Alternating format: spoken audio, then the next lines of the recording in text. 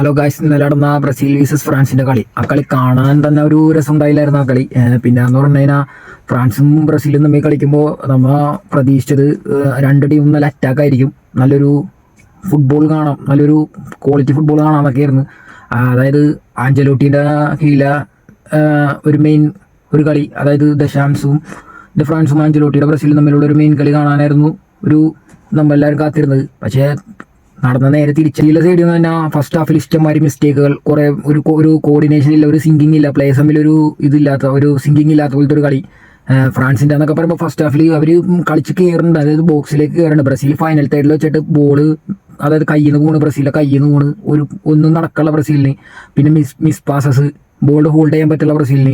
അങ്ങനെ കുറേ mistakes first ഹാഫിൽ തന്നെ. അഞ്ചലോട്ടി ആണെങ്കിൽ ഇതൊരു റയൽ മാഡ്രിഡ് മൂഡ് കളിയാണ് കാഴ്ചവെക്കാൻ നോക്കിയത്. അഞ്ചലോട്ടി ആണെങ്കിൽ ഇതൊരു റയൽ മാഡ്രിഡിനെ പോലെ ഒരു കളി, അതായത് ബ്ലോക്ക് വെച്ചിട്ട് കൗണ്ടർ ചെയ്ത് അറ്റാക്ക് എടുക്കാനുള്ള ഒരു ഇതിലേക്കാണ് നോക്കണം. പക്ഷെ അതിന് പോലും ബ്രസീൽ ടീമിൻ്റെ ബോൾ ഹോൾഡ് ചെയ്ത് കളിക്കാൻ പോലും പറ്റാത്തൊരവസ്ഥ.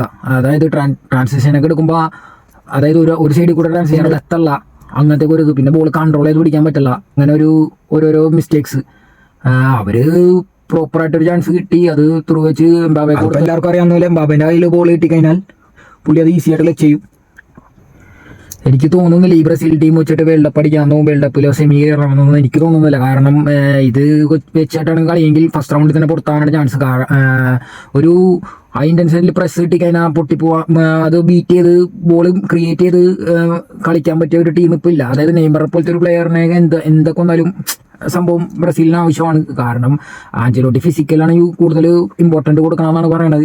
ഇപ്പോൾ നെയ്മർ പോലത്തെ ഒരു ക്രിയേറ്റീവ് പ്ലേ മേക്കറൊക്കെ എത്താനാണെങ്കിൽ ഒരു 3 പേര് പുള്ളിൻ്റെ പുറകെ പോയിക്കൂടെ, അപ്പോൾ ബാക്കി ആൾക്കാർ ഫ്രീ ആവും. അങ്ങനത്തെ ഒരു സംഭവം. അതായത് മെസ്സി, നെയ്മർ ഇവരെ പോലത്തെ ഉള്ള പ്ലേയേഴ്സ് ഇല്ലെങ്കിൽ എന്തൊക്കെ വന്നാലും ഒന്നും ചെയ്യാൻ പറ്റില്ല. കാരണം ബ്രസീലിൽ വേറെ അങ്ങനെ കളിക്കാൻ പറ്റിയ വേറെ പ്ലെയർ ഇല്ല, വേറെ ഓപ്ഷൻ ഇല്ല.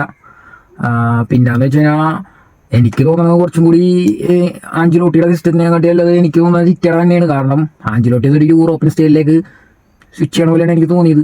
അപ്പോൾ നമ്മളെ ചിറ്റട ടീം പറഞ്ഞെങ്കിൽ ചിറ്റയുടെ അണ്ടറിൽ അൺബീറ്റൻ റണ്ണൊക്കെ അടിച്ച് വന്നായിരുന്നു, പുള്ളിക്ക് ഒരു ചാൻസും കൂടി കൊടുക്കാമായിരുന്നെന്നാണ് എനിക്ക് തോന്നുന്നത്.